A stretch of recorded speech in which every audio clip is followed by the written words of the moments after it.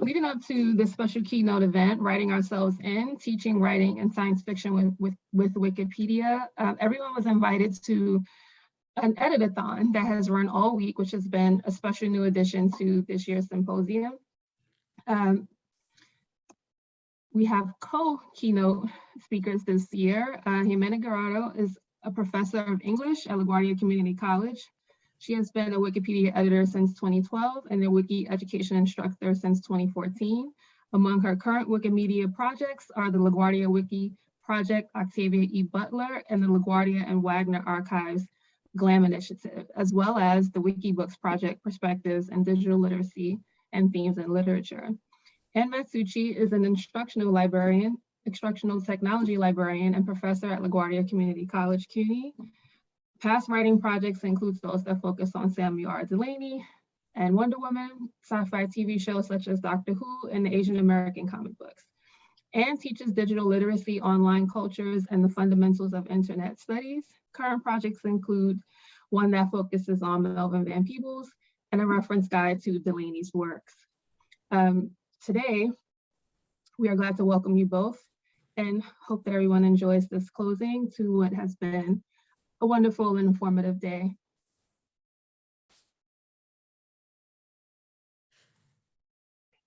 Thank you so much, Wanett, and we are so honored to be here today. We want to congratulate all the winners and thank the writers for their amazing readings and commentary just now. I'm going to share my screen so we can see the slides, and I'll do the driving for that if that's okay. Okay, let's see. How's that? Yes, but one second, I can't get the you changed my screen, so I need to like make it smaller so I can see the script. Oh yeah. It's kind of small, Anne, but and also we see your side, right? So you need the to make it Let's see, I'm just doing full screen. How's that? Is that a little better? Oh wait, it's still loading. There it goes. How's that? Yes, that's better. But it's okay. It's in a later slide, right? You're in. Oh, sorry. Yeah. Oh, sorry, I'm not at the beginning. No, you're not at the beginning. Yeah, let me go all the way. You're getting a little sneak peek of what's to come. There we go. Sorry. How's that opening slide? Welcome, everybody. Thank you. Everything okay? Okay, we're good to go. Okay, again, thanks for everybody for being here today. The title of our talk today refers to a connection between access and representation, something that Octavia Butler once said motivated her to write science fiction. Butler's work has been connected to many of the projects that Ximena and I have worked on from 2014 to today, and her views on life have guided our teaching practices. And okay, at the turn of the millennium, Butler at that point, oh yeah, sorry, your words and my words were all the same, so it's okay. But you can go ahead. Go ahead, Ximena. Oh, okay, sure. But we need the second slide now. Oh yes, sorry. Okay. At the turn of the millennium, Butler, at that point an established author, explained to a reporter why she had to imagine people, or she had to imagine people like herself as part of the future, and how she had done so. So she told him, when I began writing science fiction, when I began reading, heck, I wasn't in any of this stuff I read. The only Black people you found were occasional characters or characters who were so feeble-witted that they couldn't manage anything anyway. I wrote myself in since I'm me and I'm here and I'm writing. Today, we plan to expand on this idea of writing ourselves in and how it connects to open access. We really wish this could have been more of a participatory conversation with everybody in the room and with everybody here today. But this is why our keynote is also a kind of like introduction to the concurrent Wikipedia editathon, which will allow us all to write in what is missing into what we see as the mother of all open access projects, Wikipedia. Now, before we start, I just want to recognize that, today we are all wrestling with so much grief. You know, we've all lost so many people in our lives, and the news keeps coming in even to this very week, right? Writing for Wikipedia, it lets me make sure that the work of people like Melvin Van Peebles and Greg Tate are correctly documented. It's a bit of a consolation for me anyway. Today, we will talk about two people in particular who have connections to the Wikipedia and open access worlds. Aaron Schwartz believed in a free and open internet, and he called on those of us privileged with access to the world's scientific and cultural heritage to share our privilege with those who do not have it. Many of our students found his tragic story to be a real eye-opener about what open access means. And Michelle Nito, who we have lost so recently. You know, Michelle was an open access librarian and passionate about digital rights and equity. This is an image from one of her zines thanks to Barnard's zine library, which is a zine and a comic book about Facebook, targeted ads, and trauma. I'll let you look at this for a moment while we pause for a moment, just in memory of her work.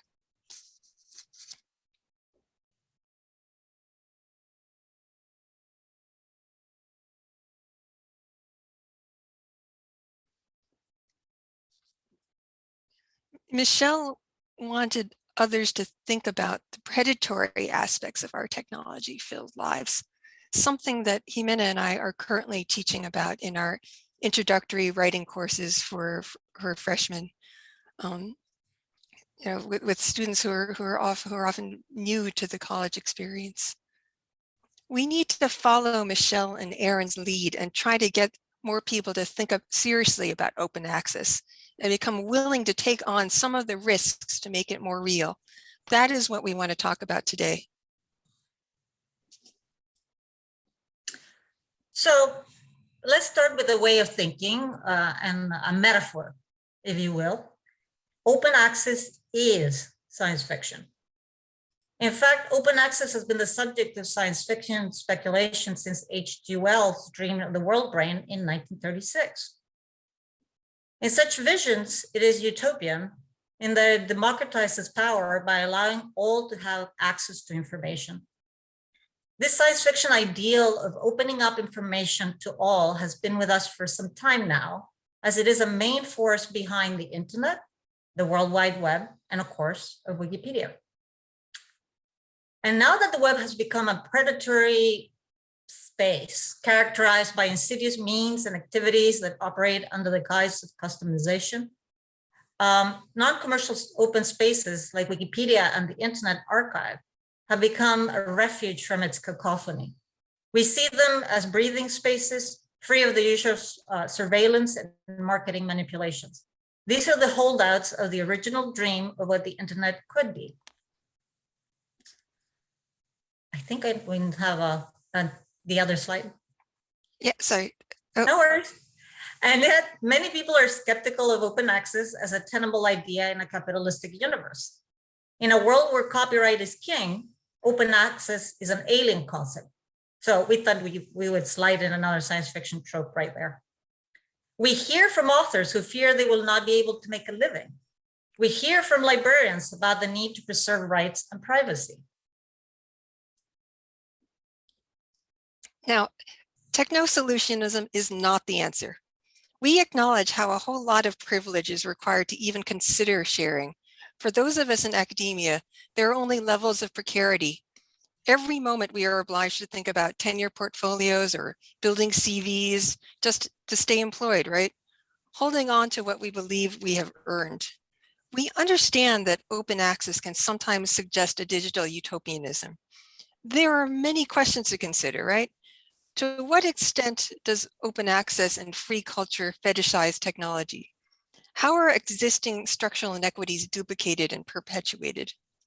Open and free can carry presumptions of privilege and choice. We need to work through these issues together. Now, after all, many librarians and archivists have a great deal of experience working collaboratively with authors and each other on these very issues. Libraries themselves can seem like impossible science fiction-y ideas, right? Libraries throughout time have been precarious entities, their existence maintained by the whims of economic and political fortunes. The need for true alliances among libraries and librarians is dire. Self-preservation is our duty, but when we constantly prioritize the needs of our library, our students, above the needs of other libraries and other students, we need to reconsider how the system has set us up to compete. Open access and preservation are the entwined missions of why libraries exist in the first place. Librarians are here for you. We want to work with authors and teachers to help figure out what is possible right here and right now. We hear your anxieties. How do we deal with this? How can this be possible? We do not have all the answers today, but we do have one answer, and that is Butler's answer. And that is to live and work as if we were writing ourselves in. Not just for profit and career and fame and fun, but to help build the present and therefore the future. It doesn't matter if our contributions are small. When the power of open access is paired with the power of open collaboration, enterprises of great pith and moment gain great traction. So here in this slide, you can see what Anna and I have done so far in terms of opening access to previously closed and or controlled information. Starting in 2014, we have created a series of Wikipedia classroom projects that have open access to the ideas of the fabulous Octavia Butler, who in her life and speculative fiction encouraged each of us to dream our own dreams and to respond to the fear of uncertainty with creativity and bravery. These class projects were complemented with a series of editathons. If you're interested in learning more about some of the things we've done, we've written about our class projects in a book chapter that's accessible via CUNY's institutional repository called Academic Works. Obviously, it's open access. Then since 2015, we have partnered with our archives. LaGuardia has a wonderful archives that have mayoral papers, housing project papers, lots of information about the history of New York City, so that students can use its information on New York City history to create articles about, for example, LGBTQ plus history. Very often, the students working in these projects have completed wiki work in a previous class with us. The reason for that is because we're intentionally attempting to help our students to do open access and collaboration as a form of lifelong scholarship rather than as a one-off assignment. And this is kind of an important thing for me, right? I don't want students to just do it as an assignment in one class. I would love for them, if they want to actually become advocates of open access and practice open access, hopefully for the rest of their lives. 3, knowing that one source of rich knowledge on our campus is the language diversity of its student population. Starting in 2017, we created a series of open Translatathons where our students chose what articles they wish to contribute to their mother tongue Wikipedias or to bring the English to the English Wikipedia. Again, the idea behind the Translatathon is to normalize open collaboration and open access, and not just make it like a one-off kind of thing. These projects only tell you what we do, but beyond our science fiction belief in the need for open access and open collaboration, we want to share one less significant reason why we do what we do with our community college students. In academia, there's often talk about outcomes assessment and impact. Well, here in this slide, you can see that on Wikipedia, users have created tools to see how many readers in the world have potentially been helped by what students have written. And my students happen to basically revise the article for Kindred quite extensively. That's the subject of our chapter in the book that we just mentioned. And as you can see, the impact that they've made in the world is quite large. We're talking about numbers. yeah, returning to why we do this. So in this slide, I know that many of us here are long devoted to Samuel Delaney, and Chip is here wonderfully drawn by artist Mia Wolf, who, by the way, has a new book coming up with Fantagraphics next month, so keep an eye on that. She did that wonderful graphic novel biography with Chip and Dennis called Bread and Wine. Wonderful work. And I'm going to play a video clip in just a second. And Kathy Davidson has frequently mentioned this clip from Fred Barney Taylor's documentary in Delaney, when she talks about the Futures Initiative and the ways that we can renovate our classroom practices. If you've seen it here before, it's just a short clip, but perhaps you, like me, continue to find it very moving. Here, Chip talks about what bothers him when he is teaching in front of his class, in front of his classrooms. Let's see if this works, right? Did you share the audio? I hope so. Can you hear that? No. No, okay. No. There's. So we need to reshare with the audio if possible. Very low. How's that? Better? Pretty low. I think we need to like get out of the presentation like we always do in Zoom and then share with the audio. Okay. Technical stuff. Sorry. No. All right, let's see. Let me try that once more. Share. The feeling. I think it works a little bit differently with this phone. So we'll have to do the best. If it's even a little bit audible, please let me know.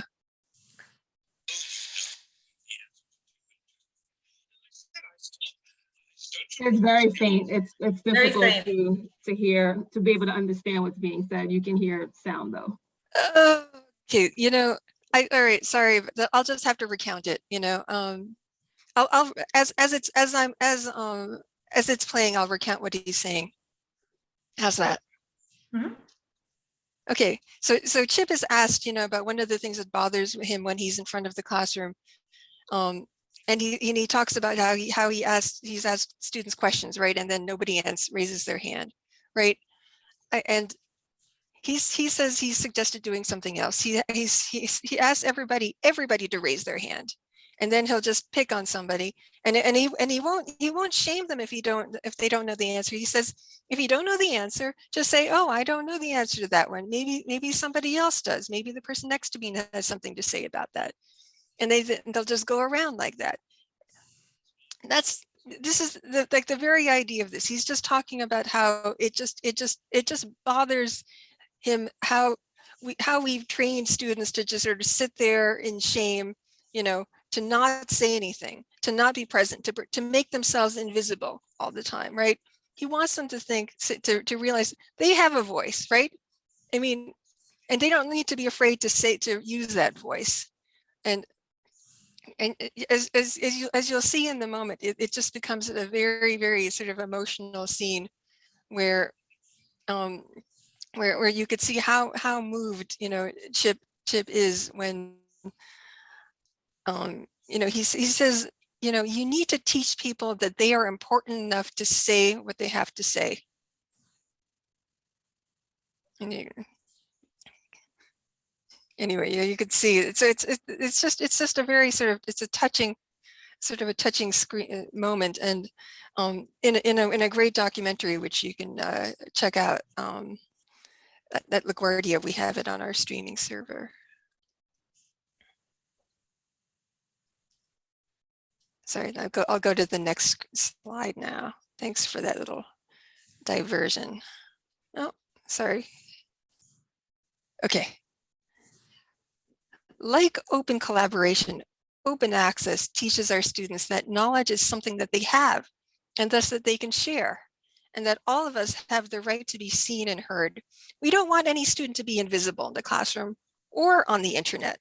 We need not be passive readers or worse, consumers. It's not just a cliche when we say that Wikipedia can make students become knowledge creators. In fact, a student at an editathon that we had at Spelman once told me that's something that he found most meaningful about this practice. Now, oh, sorry. Yep. We hope that what we have shared today will help convince more people about how important open access is, and that is not just some cost-saving measure for libraries.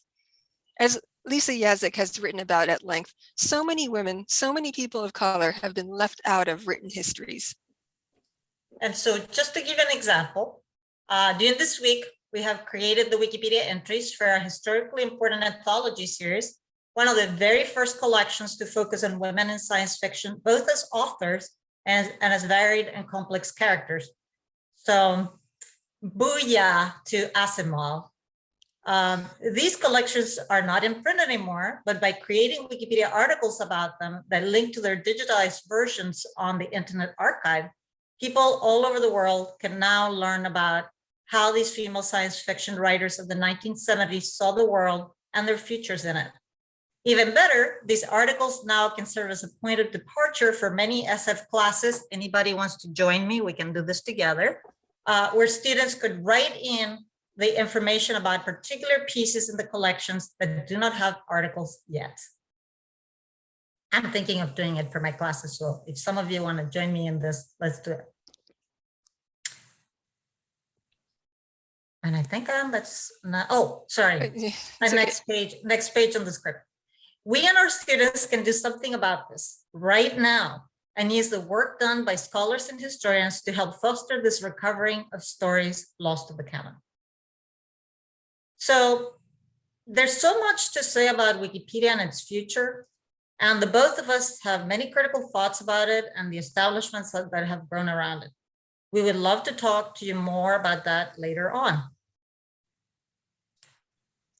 And we might, if we have a little bit of time, I think we can even go back and talk about this. You know, I often find that the sort of the conversations that you and I have after our Zoom classes are often, you know, I think might be quite interesting to hear for any students who happen to have their earphones still plugged in, right? You know? Yes, absolutely. So we'll talk about that as well. But I'm just going to formally again. And I'll also talk about, you know, our editathon, right? The editathons, which have been in person, were these, you know, these gatherings where people would have presentations about their work, just like what we were talking about now. Also talking about, you know, the mechanics of Wikipedia editing, and we've had these editing events, these at virtually every museum and gallery in New York City, right? So many educational institutions, different levels. The purpose is just to sort of get the word out about, you know, how, you know, like when I ask students about like, so what do you think about Wikipedia, right? Their knee-jerk reaction remains, I'm afraid to say, no, it's terrible. I never use it. Teachers warn us against it, right? And then I ask them, oh, that's interesting. So why do you think that is? And they say, well, that's because anybody can edit it, right? That's when I say, well, stop right there, right? Why is that a problem, right? Why is that a problem that anybody can edit? In fact, then I start launching into my suggestion that perhaps that might actually be a strength, not a weakness, right? That anybody can edit, because, you know, that actually brings people more people into the world of knowledge creation, right? That it's not just going to be limited to the, you know, the traditional sets of authorities, those canon builders who have, you know, neglected and written out female science fiction writers, right? So, if I may, yes. For me, the main problem of the question anyone can edit is that it usually means for not just our students, for other people, that they can edit it. And they are not supposed to be editing anything because they're not important enough, right? And that to me is, you know, the problem with that idea that anyone can edit is, you know, somehow a no-no, right? Because what they really mean is that people like my students shouldn't be editing it, editing it. I can't. You know what I mean? Yeah. So that's food for thought on that one. And often in those library intros, like once in a while, one student will say, hey, there's actually some things that are actually useful about Wikipedia, and secondly, that it's the anonymity of its authorship is actually not exactly the case, right? Because of how everything is verifiable there, about how it is so reliant on citing established sources, right? Um, and and that also returns again to what I think that in the classes that Ximena and I have done, it also becomes a way to illustrate the kinds of privileged access to information that the students have, right? This becomes another way about talking about library databases and what they are and what paywalls are, and about why they should care about it, and about why they right here and right now, while they're affiliated with a college library, that they have access to so much stuff that other people in the world do not have access to, at least not full text and not for free. It's not really open, right? And so students, like if they're able to cite a paper that's written by a scholar like Joyce Sanchez Taylor, right, and refer to that when they're writing about a science fiction writer, and putting that citation in, putting that link to a database source, which may be paywalled, or they might find an alternative accessible paper in the institutional repository there. But at the very least, they'll be able to put down the citation information so that somebody in the world will know that it's there. And then secondly, that if they summarize a little bit of the information from that paper, that then somebody will have that means of access. It won't be as direct, but it is something, right? Yes. So what happens is that Wikipedia becomes the gateway to go to, it's a means to go behind the paywall and to get that information that you cannot see because, you're not in the club, in our club. For many of us, if you're an academic, we have so much privilege that it's, so we go back to, Aaron Schwartz. I truthfully stand by him in the sense that I have been given the privilege, and it's part of my responsibility to share with the world. And so Wikipedia becomes one of the means in which I can do that. So Anne, I don't know if people have questions. Yes, I know. Kind of like our, like we went a little off script there, but yeah. No, which is okay. I was hoping that we could have a little bit of a free form conversation here too. I think there's a bunch of questions in chat, which I can go to in a second, but I just wanted to. We've had a lot of activity in the chat. There's one question in the Q&A that I guess would be a great place to start, and then I can poke through some of the chat comments. Joy Sanchez Taylor asked, if I'm interested in having my students edit Wikipedia entries in a class, where should I start?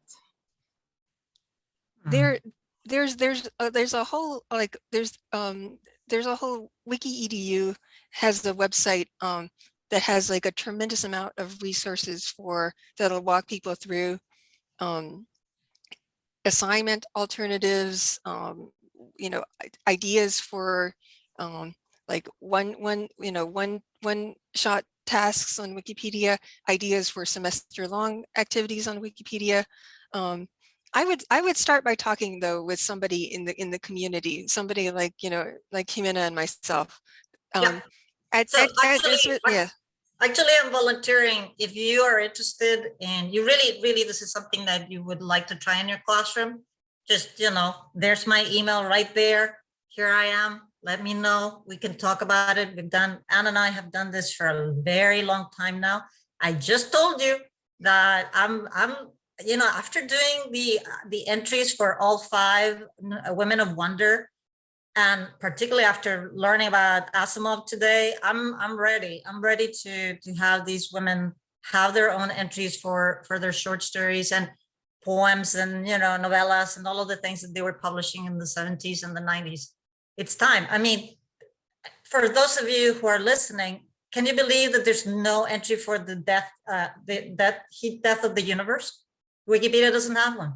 That's ridiculous. I mean, so many other stories in these anthologies that are so important just don't exist for anybody who's looking for them. And it's really not that hard to put together an article. I know that you know that because I just put 5 together this week. So, you know, so where could you start? Anne is right. There's Wikipedia has a separate entity that helps professors, teachers to teach with Wikipedia. So you can do that. They have training, they have modules, they have everything you will ever want. Or you can do it sort of more rogue like Anne and I do it. Totally up to you. Editing on Wikipedia is very, very simple. You know, that's a good reminder. You know, that's another thing when I talk to students about Wikipedia, I think that there's like, somehow there's this misperception that it is a corporation just like everything else on the internet, right? And I don't blame them for thinking that, because that is that seems to be all the dominant players, right? Why would they think that Wikipedia is something different?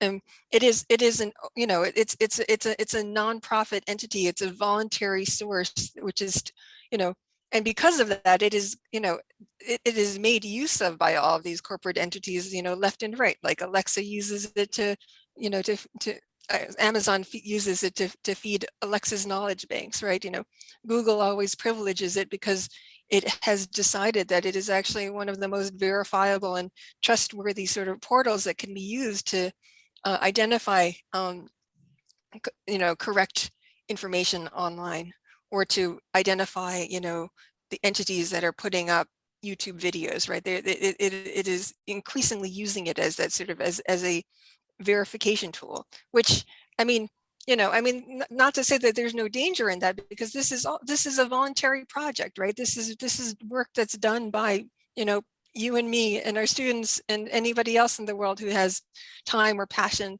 to write and build these information sources, right? You know, Wikipedia, it's not a business, it's not a corporate entity, it is basically, it's a community, right? And, you know, I'll use this moment to just to give a shout out to the, you know, to Wikimedia New York City, the local Wikipedia chapter, who has brought us together and supported us from the very beginning, right? Like, we wouldn't be here without Richard Nipel or Megan Wacha, who is at the Office of Library Services also. The people in the community are you know, this is what makes Wikipedia there, and working with its whole, like the whole plethora of projects that it is connected to. Not just, you know, the information that's in the general encyclopedia, but also in its the Wikimedia Commons, like all of the photographs and media sources as well that are open access and Creative Commons licensed. It's really tremendous to find out more about that. So what are some other questions? We have a question in the chat, in the Q&A rather, from Sylvia Lynn Hannick. Are you able to see it? I can read it out as well. Let me just make my window a little, for some reason I still have the script up, although we don't need it anymore. So I need to make my window. Yeah, you know, if you could read it out, that might be useful. Sure. Yeah. So Sylvia's asking, how do you prepare students for the effective side of writing out in the open in terms of anxiety, doubt, imposter syndrome? You know, how do you prepare them for seeing themselves as sources of expertise? So a big question. that is a really important question, particularly because Anne and I teach at our community college. The most important thing that I've learned over the years, and this will depend on how you want to do Wikipedia, if you ever want to do Wikipedia, is that I do not ask the students to publish necessarily what they've written. So we write as if we're going to publish on Wikipedia, but if at the last minute the student feels very, very scared and doesn't want to do it, that's always an option, and that doesn't change in any way the evaluation that I have. I feel that one of the most important things about Wikipedia that it's a common space peer production system. And one of the basic principles of common space peer production is its voluntary aspect. And if you think about it, classrooms are in many ways, by their very natures, they're really not voluntary. You know, I I decide what happens in the class, what we read, what, or my department chooses, or some politician decides, and then it comes all the way down through the president, through, to all the way to me, and I'm teaching these things and those things because supposedly they're necessary. So they're very, they're not like common space peer production. And so over the years, I've realized that it's very important to allow the students to work as if, but then make the decision of whether they want to participate in the community fully or not. And so that varies. Sometimes they just write it as, like as in a regular paper mode, or sometimes they put it in their sandbox. There's a place in Wikipedia that all users have where they can play. That's why it's called the sandbox. So sometimes they publish it in the sandbox and they leave it there. But many, many times they're so excited about being able to put forth the work that they've done that they publish it in main space. Also, most of my classes work, depending on the project, but most of my classes work, or our classes work in teams, so that there's, they take care of a section in the article. And so there's always that sense of working together and putting there what we did. Literally the very first semester that Anna and I taught, we had a student who said, I like this so much more than having to just write the research paper on my own, because the research paper makes me feel so lonely. It's just me, and I'm trying to write it, and I feel like I'm not good enough, and it's never going to be good enough. But when I'm writing these sections for the article, this was on Kindred, I feel like my classmates have my back. He literally said, I feel like they have my back. If I mess up, that's okay, because they're going to find the error, they're going to fix it. And if we make an error, then the Wikipedians are going to come in and fix it. And so that's how we deal with it, over time. But also, my grade is not by points or anything that will cause an incredible amount of anxiety over the Wikipedia assignment. So we stress the fun part of it, the exciting part of it, the challenging part of it. And we kind of stay away from you're going to get so many points if you do so many things kind of thing. That's such a great aspect of your teaching style. As a parent of high school children, and as someone who has attended a community college and who works now and with students who struggle with English, as I think most librarians do. I'm sure it's the same with you, Anne. A lot of our questions are questions about assistance with English courses, that removing the pressure of working solo and alleviating the anxiety about grading gives them the confidence. It overcomes the imposter syndrome, right? Sometimes just having a choice gives you the power to say yes, right? The idea that the grade is not contingent on the publication, but on the work, it almost makes you desire to do it more, to want to contribute publicly more, because you gave them the power of choice, which is such an important thing in a classroom. And I don't think many English professors collaborate so closely with librarians. And I'm fortunate to work with the co-organizers of this symposium, so we can see the benefit of it and you can see the benefit of it. But I wish for more of that throughout CUNY, because it's such a beneficial back and forth, If I may add one thing about what I just said, and this is important because I just started it a few semesters ago. Towards the end of the semester, we have one session with many classes where I talk about copyright and Creative Commons. And I've always stressed, and I think it's very important for us to stress, that students don't understand that the writing is theirs, that it's copyrighted to them by default, right? In that actually I should ask for permission to show their writing to my class, right? And that's what I do. Whenever I want to show something that they've done, I say, hey, can you use, we have a conversation about it. And then I explain to them, why is that so? Why do I ask permission to show their work to the class? And so when I tell them that they have the power to decide what to do with their writing, Do they want to give it away, or do they want to not give it away? Totally fine, right? But that writing that they have produced is theirs to do as they wished to do with it, right? And one of the things they can do is give it away, right? So other people can learn, so other people can understand something that wasn't there before. So that is the power that they, I would say 2/3 of the class says, I want to do that. I want to be able to do that, to, help others with what I have created. And like the fundamentals of Wikipedia editing, it's just the basics of like, doing, in-text citation, right? Finding something, summarizing it or paraphrasing it, and then adding a citation at the end of the sentence, right? These are like the basics of English 101, right? It's so you could see where it only seems like it might be,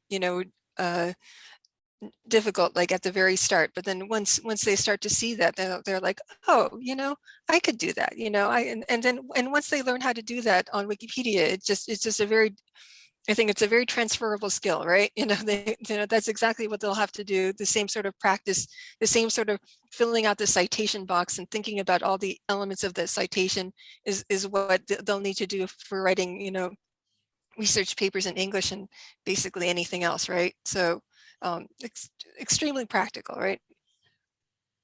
Yeah, and I also want to add, like, just like when teaching Octavia Butler, we had students look at the Octavia Butler's biographical entry at the very start, and from there they can see, oh look, Octavia Butler went to community college, right? And then Ximena has this conversation about that too. Like, the writer that we're reading, whose novel we're reading, or whose short story we're reading, she also went to community college, right? Yep.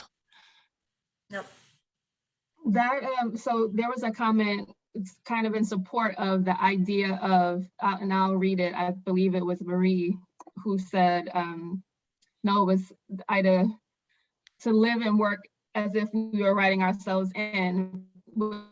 You said during your remarks, Ximena, does that concept also buoy student participation, right? This idea that they're leaving their own mark, so students who have, some anxiety is alleviated by your teaching style and the choice, right? But are some students emboldened by this idea of writing themselves in?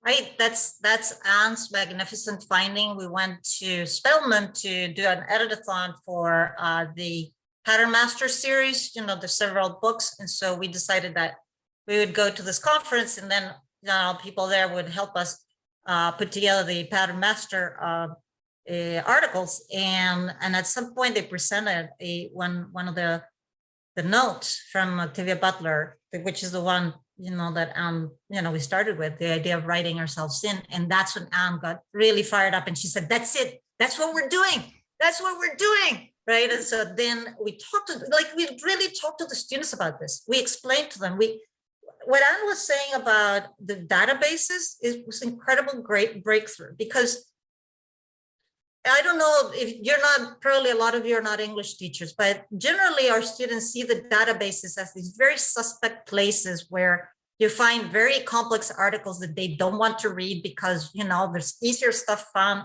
in Google, right? And so, over the years, because we've been doing Wikipedia, they suddenly understand that they have access, that maybe they go, this is what they say. Maybe I go to community college, but I have access to the same stuff as the people from, other universities, blah, blah, blah.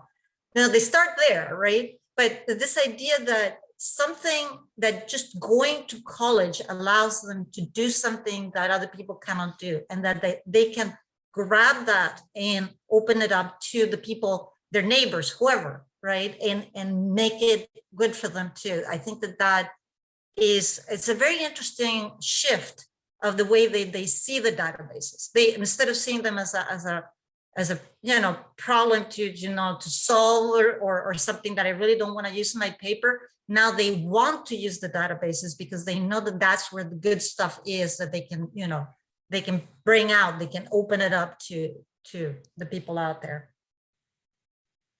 We had this in a class where we were collaborating with a Russian classroom, and suddenly my students were like, "Do the Russian students have access to all these?" And we're like, "We don't know." Because we hadn't asked. The Russia is on another time, so we hadn't had time to ask the professor. And then they said, "Could we put together a folder and just send them the folder with the stuff?" And I'm like, "Sure, yeah, let's do that." Okay, so what do you want to send them? And so the students were, finding articles on the databases to send to the Russian students, so the Russian students could use them. They were writing in English, the Russian students. They could use them on their articles. Yeah. That's great. As a librarian, I am, and again, as I'm sure you are, and familiar with database and research anxiety. They would much rather come and tell me that they need 3 to 5 resources, and one of them primary, than to sit down beside me and kind of go through the process, together. So, a lot of what I try to do is the same thing, to alleviate their anxiety about it and to remind them that they are paying for access to these resources. Their tuition is part of the reason why we get the budget to make those resources, available to them, that it's their right to use them. They belong to them, for use. And, to remove some of the anxiety about citations and article length, how to spot which one is 15 pages versus 5 pages and maybe more interesting to read, than a longer one. And once they get this idea that they're in control of the results, and thereby can get something that they actually want to read. I've had repeat students, in pre-pandemic times, who come back and they remember that, they remember, showing them the trick of finding the citation in the database, right? So take some of that work, away from yourself, or how to save it into a citation manager. So it's nice. Again, the collaboration between English department and library really we benefit, and the students benefit, from a closeness and relationship. Yeah, I've presented the work that I do with Ximena as being like a kind of embedded librarianship, to use our library parlance, right? Because I'm grateful to that Ximena has allowed me to do this, to be like I feel like I'm fully a partner in our classroom and in the relationships I've got with our students, Absolutely. Right, but that is it's not a given, right? And it's unfortunate sometimes to speak to students who have so much anxiety about asking for help from their professors. If they're asking me for 3 to 5 resources, and I'm trying to, do my reference interview and get clarity, and they just have no desire to dig deeper, with the professor. So it's nice when the department or, the professor you're consulting with has not just a respect for the librarian's role, but they enjoy the partnership. They enjoy libraries. It should be common, but it's not that common. So it's nice to see that collaboration between the two of you and to hear how it benefits your students and benefits the CUNY community at large as a result. So do we have any other questions? Or are you letting us off? We have none in the Q&A, but maybe someone would like to unmute themselves and chime in. Could I ask just a quick question? Maybe it won't Please. be. You all have so much experience with doing this. Can you talk about maybe 1 or 2 hurdles that you've been able to overcome, or challenges that you faced, not just in terms of what we've already talked about with students, like being able to have that confidence to share their work, but maybe interactions between what you've been doing and other Wikipedians, or anything that you might have encountered before? That is fascinating. I know what you speak of, but we really haven't had any, and that's partly because we're geniuses. Anna and I are geniuses. We are very careful about what we choose that we're going to be editing, and we have all of our weapons ready if any idiot Wikipedian decides to descend on us and try to thwart our goal. We have people who, support us. I mean, we've never really had a problem. The one problem we had one semester was that we were doing neighborhoods of New York City. And then some of my students decided that instead of doing Wikipedia, they wanted to edit Wikivoyage. Or maybe I told them to edit Wikivoyage. It's a sister project of Wikipedia, which is like a traveling guide. It's a very good thing, by the way. I would recommend visiting it if you want.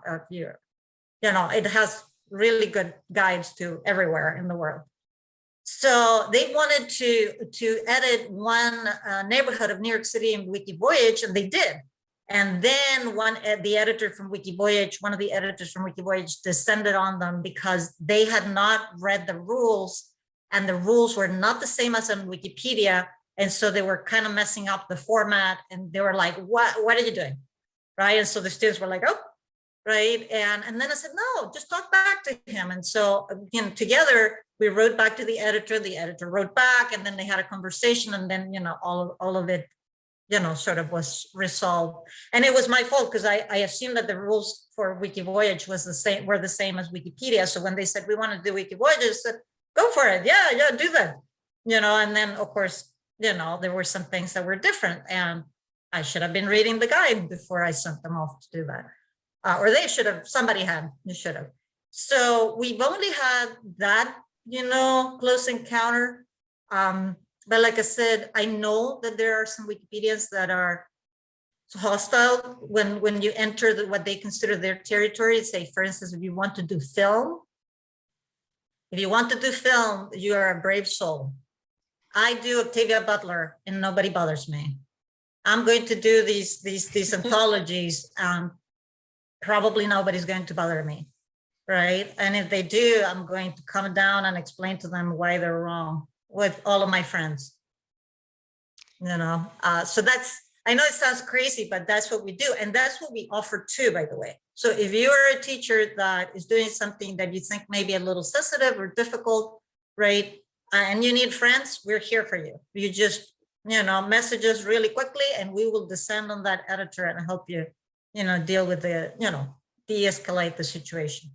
Yeah, the Wikipedia community, our chapter is on. We've got a Discord server now too, which there's a link to join it on our event page if you want to check that out. That's the most active place to get sort of live sort of responses for any problems that come up. I think what Ximena is talking about is Wikipedia. It's an online space. In online spaces, they all have different cultures, right?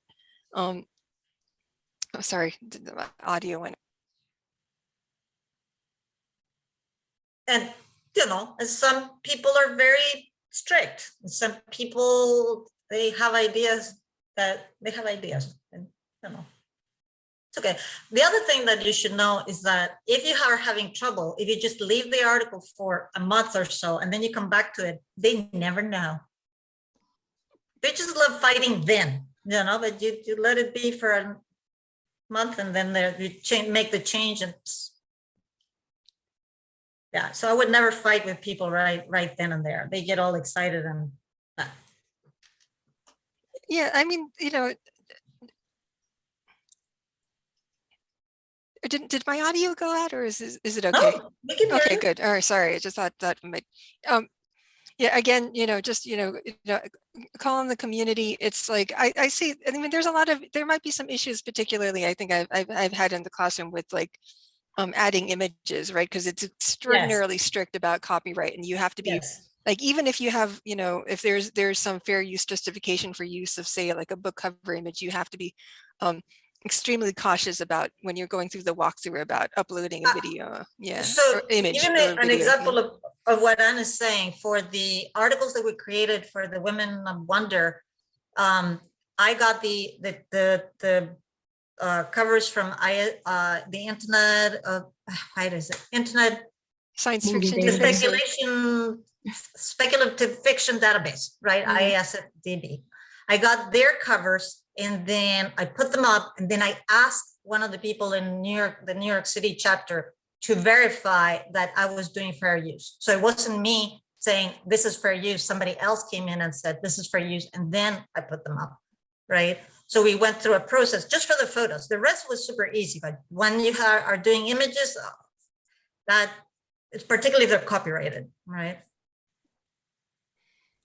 I guess that's a good place to, end the Q&A.